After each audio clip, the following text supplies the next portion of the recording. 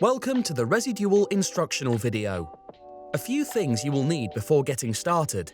For your safety, you will need the following: safety gloves, safety goggles, a paddle whisk, and a medium to firm nylon brush or squeegee depending on the type of stone you're working with.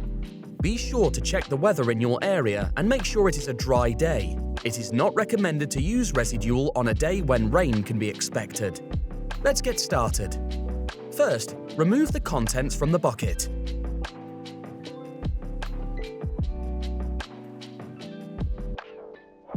Next, you need to empty both the A and B resin bottles into the bucket.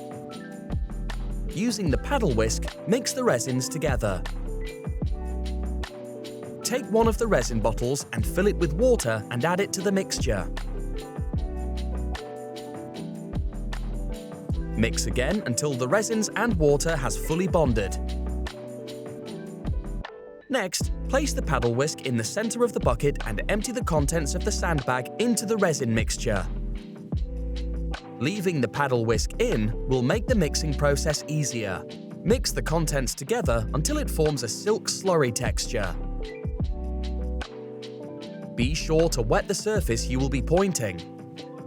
Using a nylon brush or squeegee, start to push ResiDual around the working area until it has been completely covered.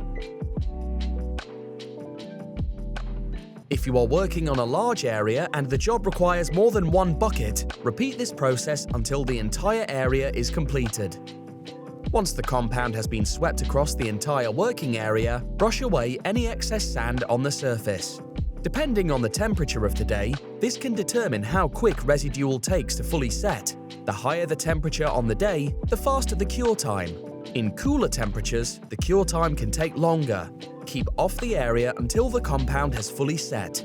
Thank you for watching this instructional video. If you have any questions about ResiDual, quantities and coverage, please feel free to contact us at resiply.co.uk.